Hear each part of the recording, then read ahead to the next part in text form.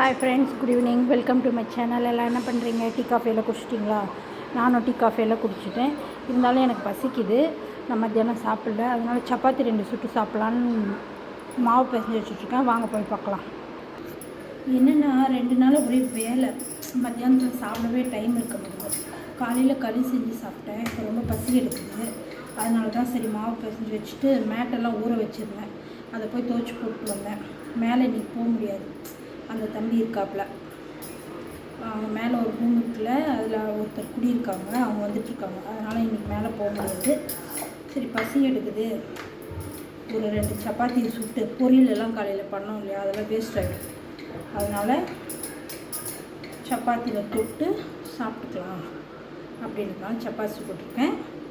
Wait பண்ணுங்கள். Hi friends, பாருங்கள் சப்பாத்தி 2 சப்பாத்தி பொரியல். ஏன்னா இப்போ பொரியல் வந்து வேஸ்ட் ஆகிடும், அப்புறம் நைட்டு வந்து சாப்பிட மாட்டாங்க.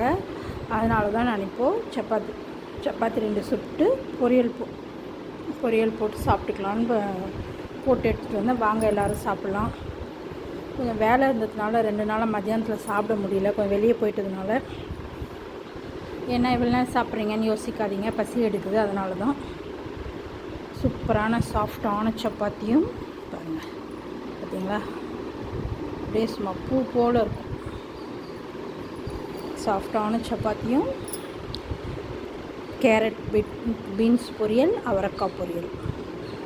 ஓகே ஃப்ரெண்ட்ஸ், யாருக்கெல்லாம் இந்த டைமில் சாப்பிட்ற பழக்கம் இருக்குன்னு சொல்லுங்கள். எனக்கு இந்த மாதிரி சாப்பிட்ற பழக்கம் இல்லை. இருந்தாலும் 2 நாளாக வேலை இருந்ததுனால சாப்பிட முடியாததுனால இப்போ இந்த டைம் சாப்பிட்றேன். ஓகேவா? வாங்க எல்லோரும் சாப்பிட்லாம். நீங்கள்லாம் என்ன சமைச்சிங்க, என்ன பண்ணீங்க, சாப்பிட்டீங்களான்னு சொல்லுங்கள். அப்புறம் என் வீடியோ உங்களுக்கு பிடிச்சிருந்தால் லைக் பண்ணுங்கள், கமெண்ட் பண்ணுங்கள், சப்ஸ்கிரைப் பண்ணுங்கள். ஓகே ஃப்ரெண்ட்ஸ், பாய். அடுத்த வீடியோவில் சந்திக்கலாம். எனக்கு பசிக்குது.